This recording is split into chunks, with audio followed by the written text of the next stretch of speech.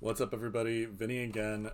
Gonna record part two of the previous video. So part one really focused on, how do we come up with key levels and how do we kind of get the process started in terms of putting together a trade.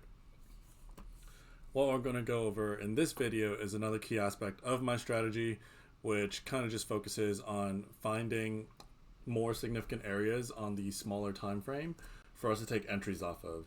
And this is going to really highlight in terms of what I really look for, especially when market opens. So we're going to be covering something called the opening range break, and we're also going to go over another concept that I use pretty religiously, which is the Fibonacci distribution tool on TradingView.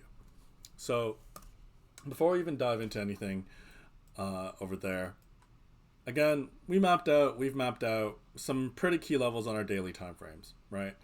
But a lot of you guys are trading prop firms. A lot of you guys aren't going to be able to hold multi-day swing trades, etc., etc. So what does that mean for us? It means that we have to be able to break down this daily time frame into more actionable time frames that we can actually execute upon. So going down into this, I'm going to go back down to the 5 minute, which is generally the time frame in which I generally place my orders in.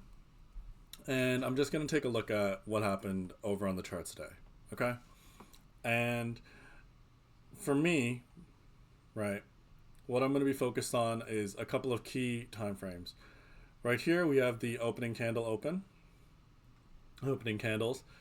And I'm going to map out on the 30 minute, the first 30 minute candle. So this is the 9:30 candle, right? So I'm going to map out that first 30 minute candle.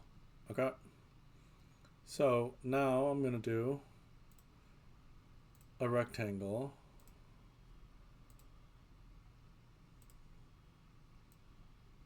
And this is my opening 30-minute range.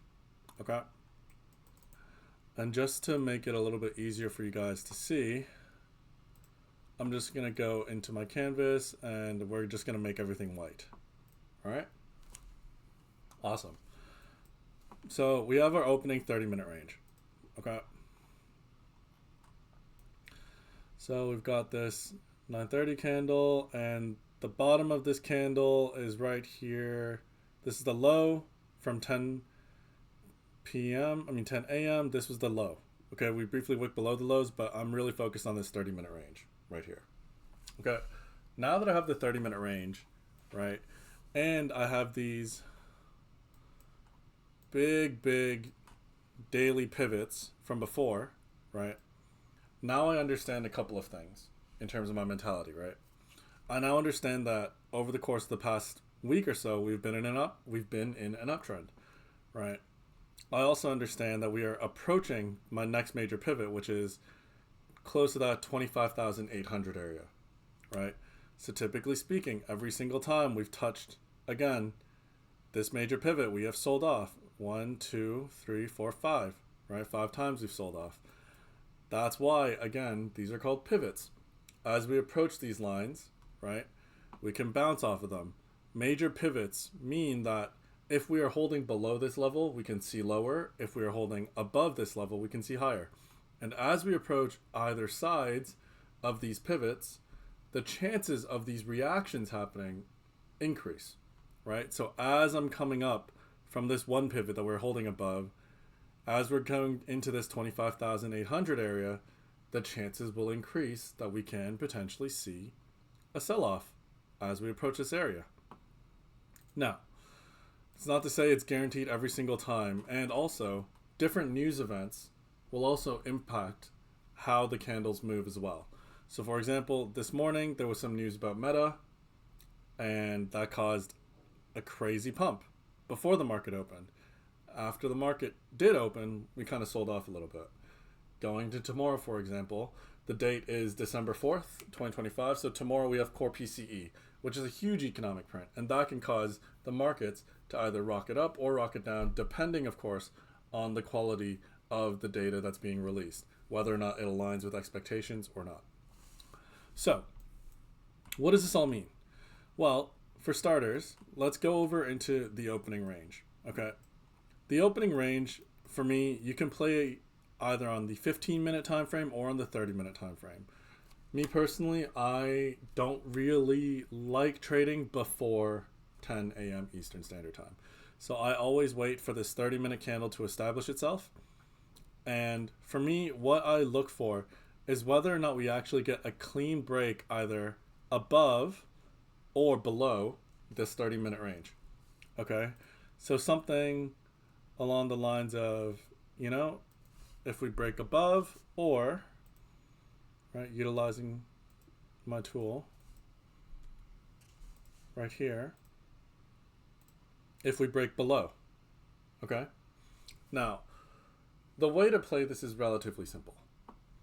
The opening range break for me has the top of the range, the bottom of the range, and this dotted line represents the middle of the range. If you think about the market in its truest form, it's a collection of individuals that have differing opinions about where price should be. We have people who think the market should be priced higher. We have people who think the market should be priced lower. And it's kind of like a tug of war. It's like an auction system, right? At lower prices, people buy in, drives the prices up. Higher prices, people start selling off, driving the price down.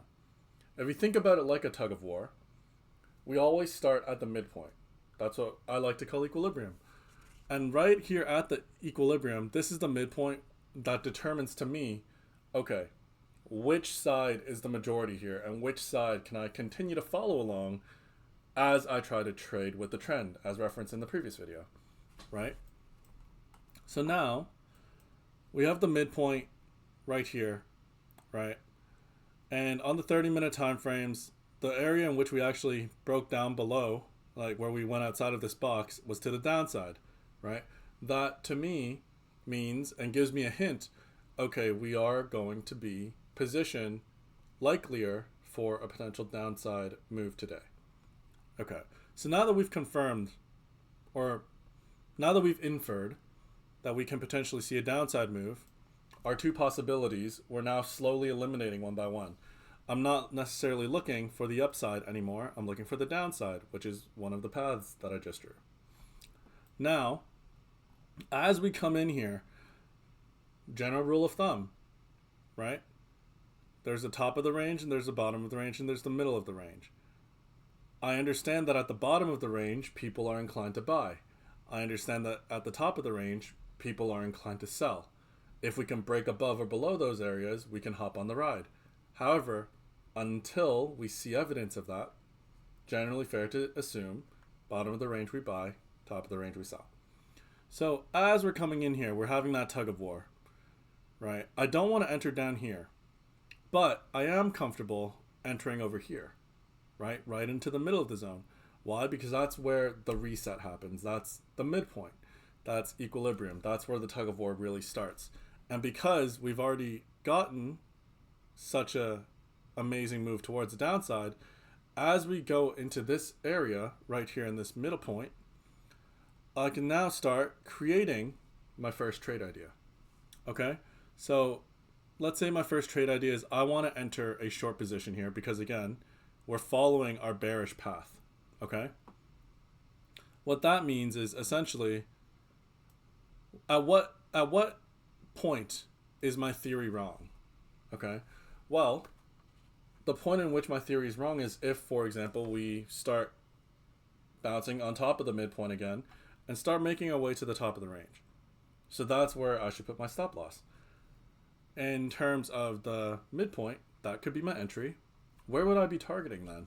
Well, as you know, because we're entering at the midpoint and we are under the impression that we may continue bearish, I will put my take profit right at the bottom, right, of this box where we went before. And that to us gives us a 1-to-1 risk reward ratio, which means essentially you have 1 unit of risk, you're making 1 unit of reward. That's what you're risking. So I'm risking $1 to make $1, essentially. Now, the reality of that situation is, right, we can narrow these stops a little bit more.